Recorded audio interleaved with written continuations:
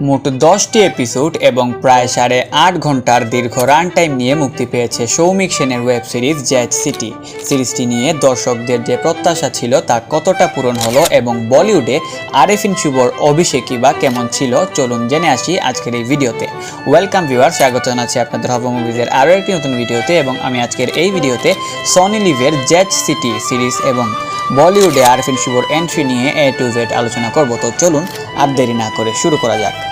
প্রথমেই আসা যাক স্টোরির গতিশীলতা ও নির্মাণে। সিরিজের সবচেয়ে বড় দুর্বলতা হলো প্রথম 3 থেকে 4 এপিসোড এতটাই স্লো যে গল্প এগুতে এবং ক্যারেক্টার বিল্ড আপ করতে অনেক সময় লেগে যায়।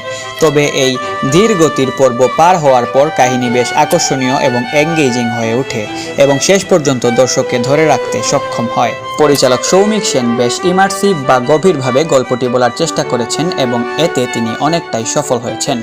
সিরিজের বেশ কিছু মুহূর্ত সত্যি দারুণভাবে রিপ্রেজেন্ট করা হয়েছে। বিশেষ করে কাহিনীতে দেখানো ব্রুটালিটি বা নিষ্ঠুরতা কিছু ক্ষেত্রে দর্শকদের বেশ ইমোশনাল করে তোলে।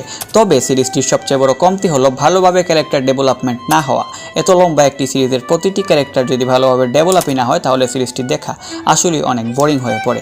এরপর দ্বিতীয় পার্টের কথা বলা যেতে পারে জিমি রায়ের চরিত্রে আরেফিন শুভর চমক এই সিরিজের সবচেয়ে বড় আকর্ষণ এবং অন্যতম শক্তিশালী দিক।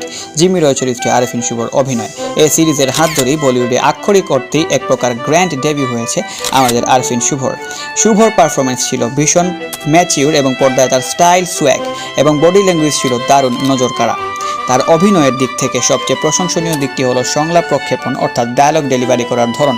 অত্যন্ত সাবলীলভাবে তিনি বাংলা, ইংরেজি এবং হিন্দি এই 3টি ভাষাতেই যেভাবে ডায়লগ ডেলিভারি করেছেন তা আসলেই প্রশংসার দাবিদার। এবার আসি কো-কাস্টদের পারফরমেন্স এবং মিউজিক সম্পর্কে। আরেফিন শুভর পাশাপাশি সিরিজের অন্যান্য অভিনয় শিল্পীরাও নিজ নিজ জায়গা থেকে বেশ ভালো অভিনয় করছিলেন। বিশেষ করে সৌরসেনী মিত্র, অনিরুদ্ধ গুপ্ত, শান্তনু ঘটক এবং সায়নদীপ সেনগুপ্ত তাদের সাবলীল অভিনয়ের মাধ্যমে সিরিজের মান বজায় রাখতে দারুণ সহায়তা করেছেন। এছাড়াও সিরিজের মিউজিক এবং সঙ্গীতের দ্বারা যে ফ্লো তৈরি করার চেষ্টা করা হয়েছে তা আসলে দারুণভাবে সফল হয়েছে এবং গল্পের ফ্লোয়ের সাথে মিউজিক একদম পারফেক্টলি ম্যাচ খেয়েছে। রিপ্রেজেন্টেশনে কিছুটা ঘাটতি এবং শুরুর দিকে ধীরগতি বাদ দিলে জ্যাজ সিটি বেশ উপভোগ্য একটি সিনেমা।